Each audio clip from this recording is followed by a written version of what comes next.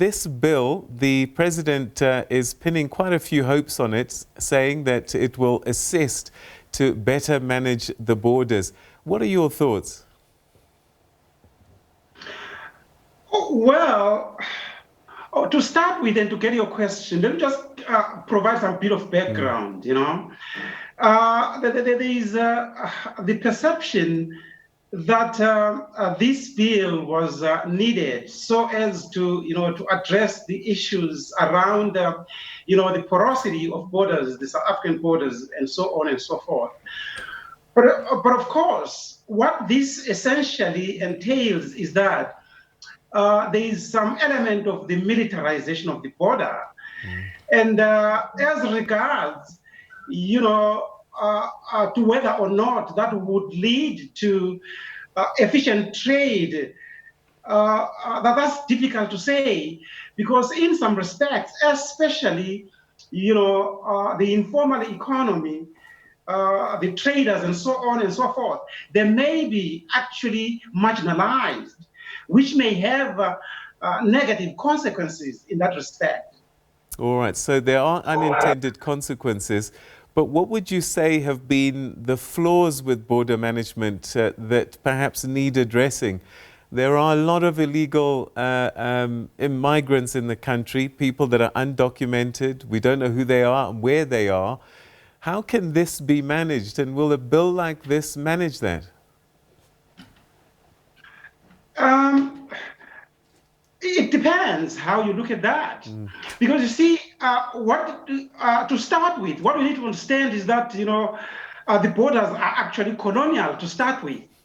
So when we are looking at colonial borders and the issue of undocumented migrants, that's debatable. That's a controversial issue. But the question of whether or not the bill would actually deal decisively with the issue of undocumented migrants, I don't think so. Because you see, even if you would have stringent border controls, they are not enough to stop migration. They are not enough to stop irregular migrants. Look at what is happening, for instance, migrants on the Mediterranean Sea and in the EU. You have a sophisticated border paraphernalia so as to stop undocumented migrants, but that is not always enough.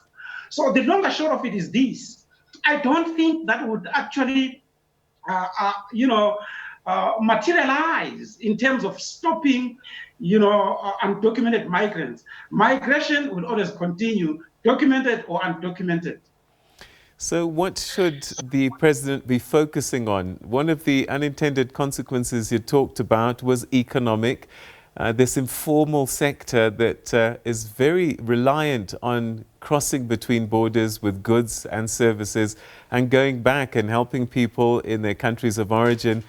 How does he apply his mind to some of these issues that you've highlighted? But when you look, for instance, at for instance, chapter two of Act 2 of 2020, the Border Management Act, one gets the impression that the emphasis is more on policing than perhaps enhancing and facilitating trade.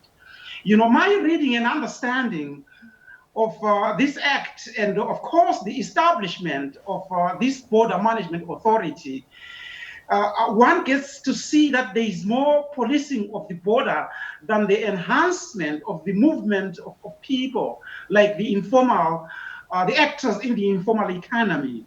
So in that respect, one would have wanted to see more pronouncements, within the act, in terms of, beyond the militarization of the border, beyond the policing of the border. How do we enhance, the movement of informal economic actors? How do we improve? Remember, in Africa and Southern Africa as well, unemployment is high. and significant sections of the society are actually dependent on the informal economy, including informal cross-border trade. So in that respect, one would have wanted to see more pronouncement. I know the Act talks about enhancing trade, the South African revenue authorities, and so on and so forth. But that applies to formal actors. What about the informal actors in the informal economy? All right, so just a short while ago, you talked about this highly debated, emotional issue about colonial borders and free movement of people. But the reality is that it actually can be a security issue.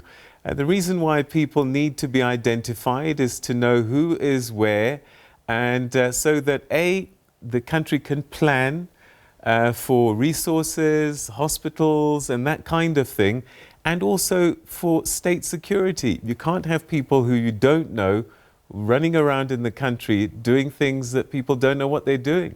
So I would put it to you that that is something that really does need to be addressed in terms of making sure that people are properly documented.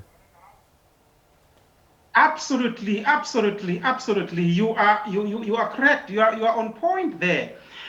But maybe to give you some bit of background there, when we look at the security, the issue of security, the security of the state is important. But also, we've made the mistake of actually emphasizing more the security of the state at the expense of the security of the people. No. So my point is, beyond, especially in Southern Africa, beyond inward-looking immigration and migration approaches, we should have a regional approach to the management of migration, for instance. South Africa belongs to the SADC region. We should have more of a regional approach towards the issue of addressing irregular migrants, such that within the SADC we should have free movement. My argument is that we have undocumented migration because of stringent immigration regimes. Right, If right. there was free human mobility, we wouldn't have had to have irregular migrants. We do have irregular migrants, undocumented migrants, because of stringent, immigration regimes. So I see a nexus, a connection between, undocumented migrants or irregular migrants and undocumented migrants. In that respect, it's not as simplistic as that to say you have people running around the country, but why are they undocumented to start with? Why are they undocumented?